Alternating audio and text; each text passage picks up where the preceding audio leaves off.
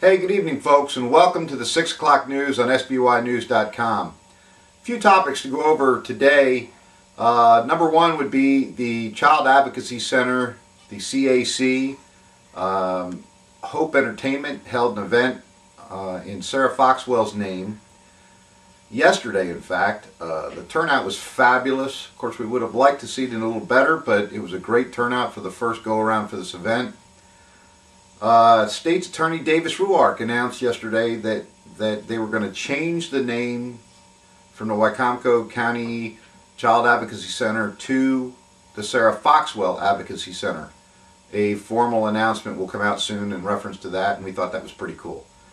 The bands were phenomenal. I mean, my hat is tipped to you guys. I'm telling you now, there was a point in time I was outside the building talking with some friends, and I got to be honest, I thought that they had a DJ running music and so forth inside. They were that good. I thought they were the original bands doing the music. So, great job, folks. The food, again, at Chef Fred's, phenomenal.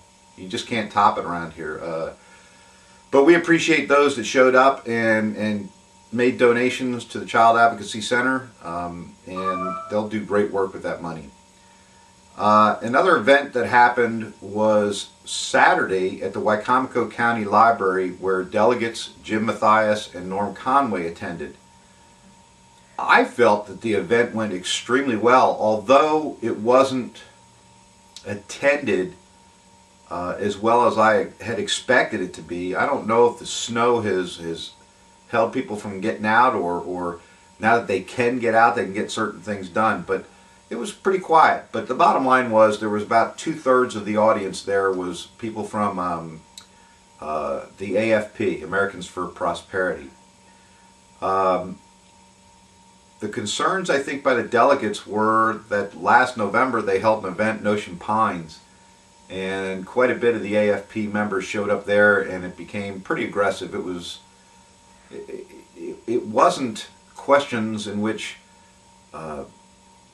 I don't think anybody would have accepted any answer, and I kind of got the same from this particular meeting. And afterwards, I had met with several people that attended the town hall meeting, and we discussed the different issues they talked about. And in my opinion, they answered pretty much every question that was asked them.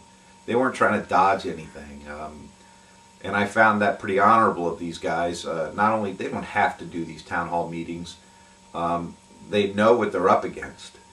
And in my opinion, like I said in a post sometime last week, I said, look, if you want to act this way, why don't you run for office yourself?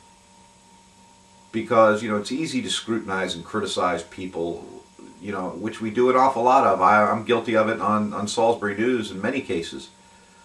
However, you know, with time comes wisdom, and you learn to adjust to what these people are doing on a daily basis, and you learn what they're up against. And one of the big things that I found quite interesting was Mr. Conway had mentioned, you know, the Eastern Shore only has 10 votes, and they only need 71 votes to pass certain legislation. So, as I said today on Salisbury News, when you have someone who, let's say for the Eastern Shore, is up against the poultry industry, for example, and pollution, and the state of Maryland comes up with legislation that they want to pass all these new rules and regulations, but that the majority of these people live on the Western Shore and represent people on the Western Shore. Of the 71, clearly there's only 10.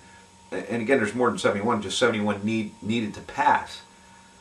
So, you know, Norm Conway and Jim Mathias are up against a pretty big crowd to convince them that they need to understand just how important the poultry industry is to the Eastern Shore.